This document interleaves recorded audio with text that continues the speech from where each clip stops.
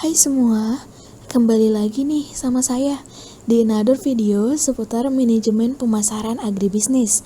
Nah, minggu lalu kan kita udah bahas tuh tentang perilaku konsumen agribisnis ya.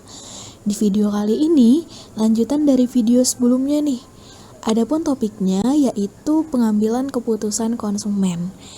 Pernah nggak teman-teman tuh bingung ya dalam memutuskan membeli suatu produk maupun jasa?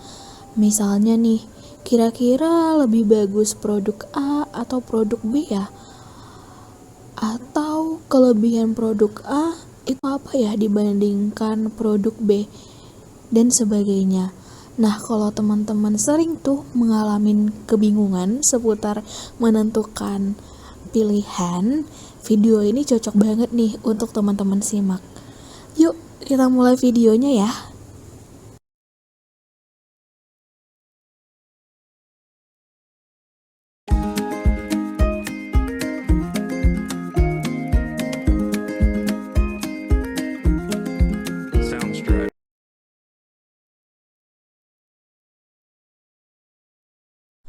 Oke, sebelum kita masuk ke pembahasan materi utama kita di video kali ini, ada beberapa topik nih yang akan kita bahas ya teman-teman. Di antaranya pengertian pengambilan keputusan konsumen, kemudian dilanjut aspek-aspek keputusan pembelian konsumen, terus proses pengambilan keputusan pembelian, langkah-langkah keputusan konsumen, ada juga implikasi pada strategi pemasaran, dan yang terakhir itu ada studi kasus. Nah, kalau penasaran, yuk kita mulai materinya.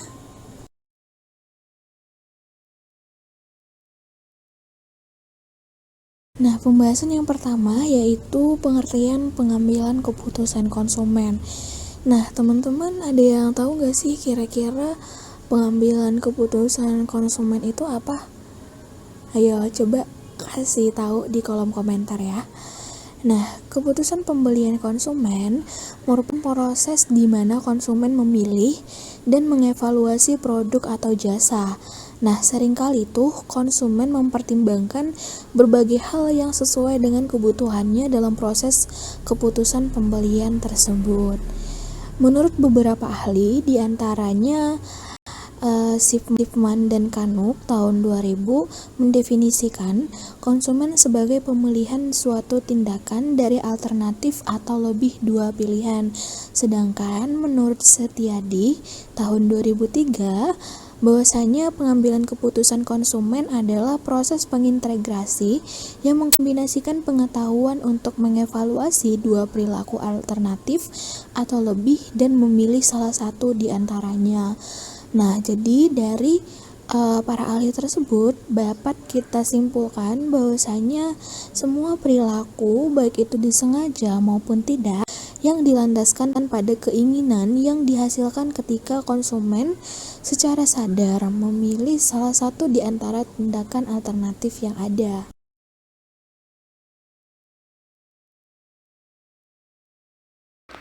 Selanjutnya bagian B, aspek-aspek keputusan pembelian konsumen. Nah, menurut Kotler 2002, terdapat 5 tahap atau proses dalam keputusan pembelian konsumen, yaitu yang pertama, pengenalan masalah. Proses pembelian dimulai saat pembeli mengenali sebuah masalah atau kebutuhan. Kebutuhan ini dapat dipicu oleh stimulus internal atau rangsangan eksternal yang kemudian menjadi drive atau dorongan. Yang kedua, pencarian informasi. Konsumen yang mendapatkan stimulus untuk mengenali masalah akan cenderung mencari lebih banyak informasi. Terdapat dua level pencarian. Yang ketiga, evaluatif alternatif. Terdapat beberapa proses evaluasi model terbaru memandang proses ini sebagai orientasi kognitif, yang berarti bahwa konsumen membentuk penilaian sebagian besar secara sadar dan rasional. Beberapa konsep dasar yang mendasari proses evaluasi konsumen.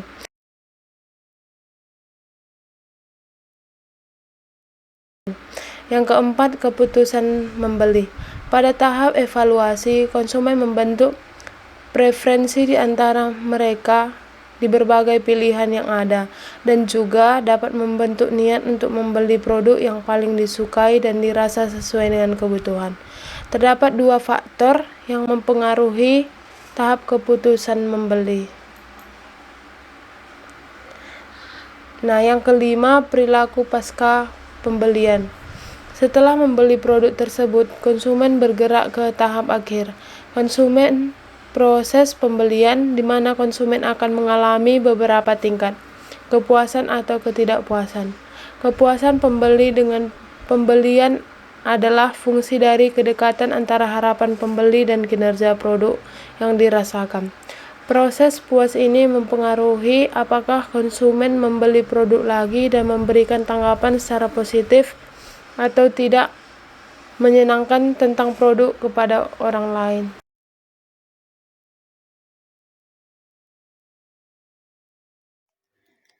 Baik, di sini saya akan menjelaskan tentang proses pengambilan keputusan pembelian.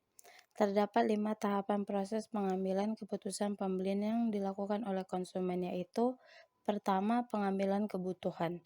Timbulnya kebutuhan merupakan proses pertama timbulnya permintaan, karena adanya keinginan dan kebutuhan konsumen yang belum terpenuhi atau terpuaskan.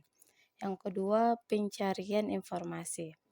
Pencarian informasi merupakan tahapan kedua dari proses pengambilan keputusan. Konsumen yang telah mengetahui kebutuhannya akan mencari informasi untuk memenuhi kebutuhan tersebut. Ketiga, evaluasi alternatif. Evaluasi alternatif adalah proses di mana suatu alternatif pilihan dievaluasi dan dipilih untuk memenuhi kebutuhan konsumen. Keempat, keputusan pembelian.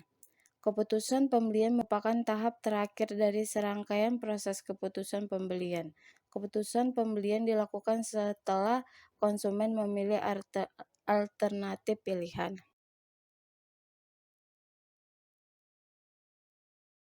Yang kelima yaitu hasil atau perilaku pasca pembelian.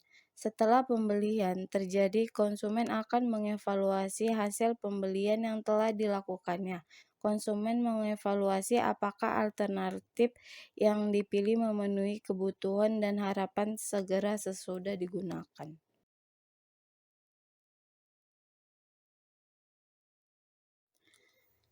Selanjutnya yaitu langkah-langkah keputusan konsumen. Keputusan pembelian dan mengkonsumsi suatu produk dengan merek tertentu akan diawali dengan langkah-langkah berikut. Yang pertama, pengenalan kebutuhan. Pengenalan kebutuhan muncul ketika konsumen menghadapi suatu masalah, yaitu keadaan di mana terdapat perbedaan antara keadaan yang diinginkan dengan keadaan yang sebelumnya terjadi. Yang kedua, pencarian informasi. Pencarian informasi mulai dilakukan ketika konsumen memandang bahwa kebutuhan tersebut bisa dipenuhi dengan membeli atau mengkonsumsi suatu produk. Yang ketiga, kriteria evaluasi. Kriteria evaluasi adalah atribut atau karakteristik dari produk dan jasa yang digunakan untuk mengevaluasi dan menilai alternatif pilihan. Kriteria evaluasi bisa bermacam-macam tergantung pada produk atau jasa yang dievaluasi.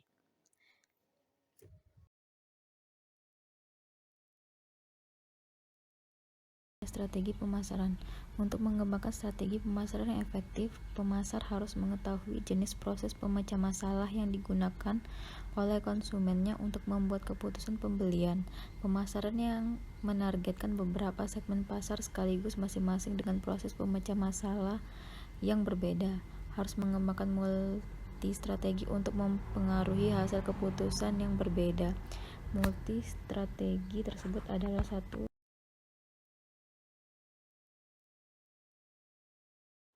perilaku pilihan yang rutin.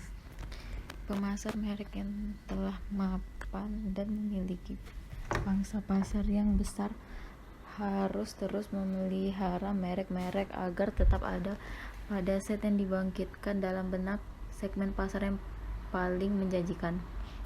2. Pengambilan keputusan yang terbatas. Sebagian besar keputusan konsumen membutuhkan upaya pemecahan masalah yang terbatas karena sebagian besar konsumen telah memiliki sejumlah besar informasi produk yang berasal dari pengalaman masa lalu. 3. Pengambilan keputusan yang ekstensif. Dalam situasi pengambilan keputusan ekstensif di mana pengetahuan sangat rendah, konsumen membutuhkan informasi tentang segala sesuatu termasuk tujuan akhir mana yang penting, alternatif pilihan mana yang relevan, kriteria pilihan mana yang tepat, dan sebagainya.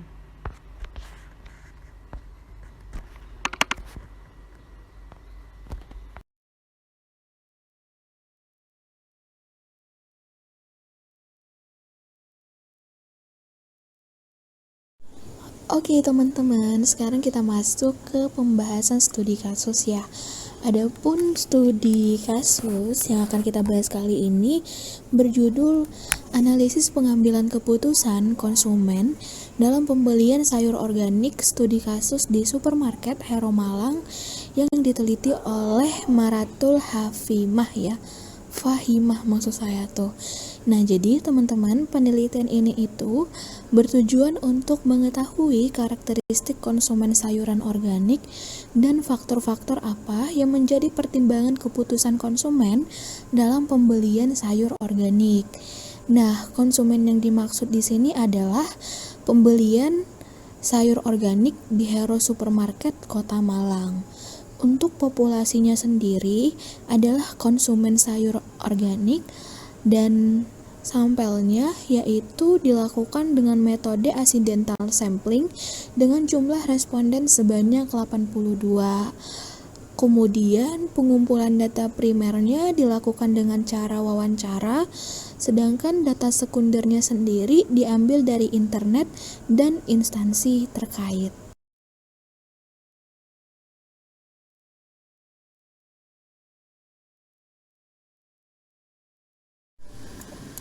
Lanjut, untuk mengetahui karakteristik responden dilakukan secara deskriptif. Secara deskriptif di sini maksudnya adalah menjelaskan hubungan antara keputusan pembelian sayuran organik dengan faktor-faktor yang menjadi pertimbangan konsumen. Nah, untuk melakukan hal ini itu dapat digunakan dengan cara analisis faktor ya, teman-teman. Hasil penelitian dari kasus ini yaitu menunjukkan bahwa karakteristik responden sebagai pembeli sayuran organik 85% merupakan perempuan, sedangkan 62% mempunyai anggota keluarga sebanyak 4-5 orang. Lanjut, 52% responden berumur 30-39 tahun, 61% mempunyai tingkat pendidikan lulusan sarjana, 46% pekerja sebagai ibu rumah tangga, sedangkan 57% tingkat pendapatan keluarga responden sebesar 2.500.000 sampai 5 juta per bulannya. Lalu ada juga 58% responden tidak selalu melakukan pembelian nih teman-teman. Sedangkan jenis sayuran organik yang banyak dibeli oleh responden adalah brokoli sebesar 84% di Hero Supermarket Pulau Sari. Berat sayuran organik antara 200-250 gram banyak dibeli oleh 59% responden dan 44% responden memutuskan pembelian di Hero Sarinah, daerah Kecamatan Kloja.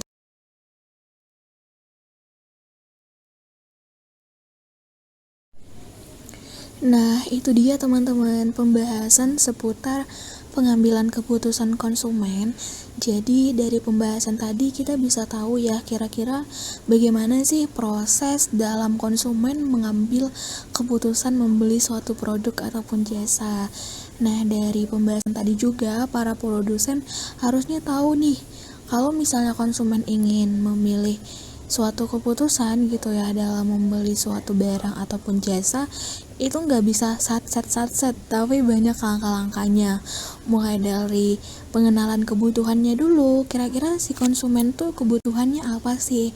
Kemudian setelah tahu kebutuhannya apa, nanti konsumen bakal mencari informasi nih, kira-kira yang sesuai dengan kebutuhannya itu produk yang mana di antara banyaknya produk yang tersedia. Nah, setelah pencarian informasi, nantinya konsumen bakal memilih tuh pilihannya dari antara pilihan A sampai pilihan Z. Kalau misalnya pilihannya sampai Z ya.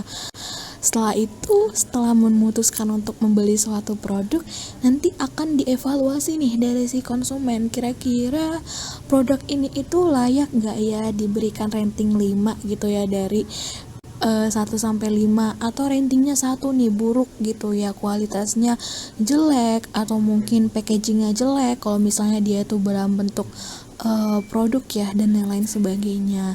Nah, jadi untuk para produsen nih atau pengusaha di bidang agribisnis khususnya, benar-benar harus bisa melihat kira-kira tipe-tipe konsumen dari setiap produk itu bagaimana gitu ya. Proses pengambilan keputusan konsumennya itu apakah memang cukup kompleks ataupun tidak, seperti itu.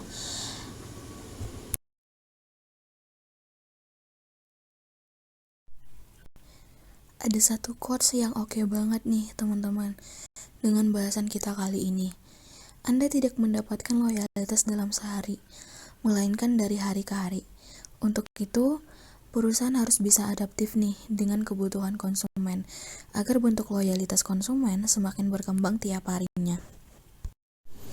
Oke, teman-teman, seperti biasa ya, sebelum mengakhiri ada quotes nih yang pastinya sangat cocok banget ya untuk pembahasan kita pada video kali ini. Quotesnya adalah, jika Anda tidak bisa berhenti memikirkannya, maka belilah. Jadi untuk teman-teman nih yang bingung-bingung terus ya memilih produk A atau produk B, selalu memikirkannya, mungkin sampai overthinking ya beli aja gitu teman-teman. Apalagi kalau misalnya ada uangnya gitu ya, nggak usah mikir-mikir panjang-panjang. Oke, kita tipenya sat aja ya. Oke, terima kasih teman-teman udah menyimak video kali ini. Semoga dapat menambah insight teman-teman semuanya. Nantikan terus video kita selanjutnya ya. Bye bye, see you.